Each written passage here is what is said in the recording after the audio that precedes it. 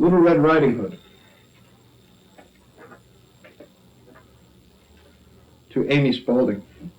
Once upon a time there was a sweet little maiden who was loved by all who knew her. She was especially dear to her grandmother, who did not know how to make enough of the child. Once she gave her a little red velvet cloak. It was so becoming, and she liked it so much that she would never wear anything else. So she got the name, Little Red Riding Hood. One day her mother said to her, "Come here, Little Red Riding Hood. Take this cake and bottle of wine to grandmother.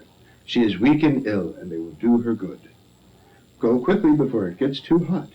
Don't loiter along the way, nor run, or you will fall and break the bottle, and there will be no wine for grandmother. When you get there, don't forget to say 'Good morning' prettily, without staring about you." "I will do just as you tell me," Little Red Riding Hood promised her mother. Her grandmother lived away in the wood, a good half-hour from the village. When she got to the wood, she met a wolf, but Little Red Riding Hood did not know what a wicked animal he was, so she was not a bit afraid of him. "Good morning, Little Red Riding Hood," he said. "Good morning, Wolf," she answered.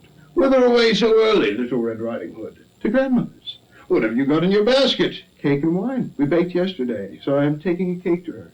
She wants something to make her well." "Where does your grandmother live, Little Red Riding Hood?"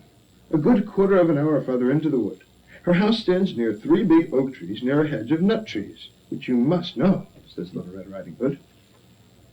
The wolf thought, "Oh, this tender creature will be a plump morsel. She will be nicer than the old woman. I must be cunning and snap them both up." He walked along with Little Red Riding Hood for a while. Then he said, "Look at the pretty flowers, Little Red Riding Hood. Why don't you look about you? I don't believe you even hear the birds sing. You're as solemn as if you were going to school. All else is so gay out here in the woods." Little Red Riding Hood raised her eyes, and when she saw the sunlight dancing through the trees and all the bright flowers, she thought, "I'm sure grandmother would be pleased if I took her a bunch of fresh flowers. It's still quite early. I shall have plenty of time to pick them." So she left the path and wandered off among the trees to pick the flowers. Each time she picked one, she always saw another pretty one farther on. So she went deeper and deeper into the forest. In the meantime, the wolf went straight off to grandmother's cottage and knocked on the door. "Who is there?" "Little Red Riding Hood, bringing you a cake and some wine." "Open the door." "Oh, lift the latch," called out the old woman. "I am too weak to get up." The wolf lifted the latch, and the door sprang open. He went straight in and up to the bed without saying a word, and ate the poor woman up. Then he put on her nightdress and cap and got into the bed and drew up the curtains. Little Red Riding Hood picked flowers till she could carry no more, and then she remembered her grandmother again.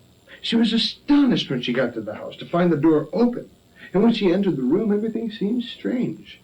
She felt quite frightened, but she did not know why. "Generally, I like coming to see grandmother so much," she thought. "Good morning, grandmother," she cried, but she received no answer.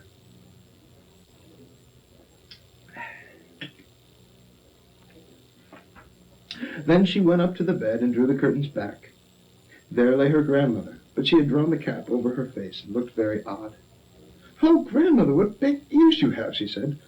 "Oh, the better to hear you with, my dear." "Oh, grandmother, what big eyes you have." "Oh, the better to see you with, my dear." "What big hands you have, grandmother." "Oh, the better to catch hold of you with, my dear." "But, grandmother, what big teeth you have." "Oh, the better to eat you with, my dear." Hardly had the wolf said this when he made a spring out of the bed and swallowed poor Little Red Riding Hood up. The huntsman went past the house and thought, "How loudly the old lady's snoring. I must see if there's anything the matter with her." So he went into the house and up to the bed, where he found the wolf fast asleep. "Do I find you here, you old sinner?" he said. "Long enough have I sought you out." He raised the gun to shoot, when it just occurred to him that perhaps the wolf had eaten up the old lady, and that she still might be saved. So he took a knife and began cutting open the sleeping wolf.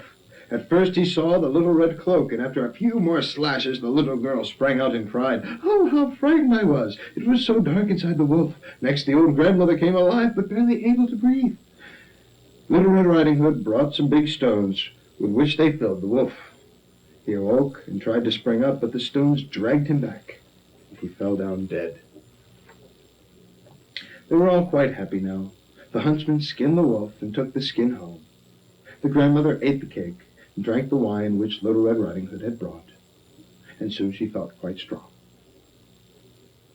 Little Red Riding Hood thought to herself, "I will never again wander off into the forest as long as I live, when my mother forbids it."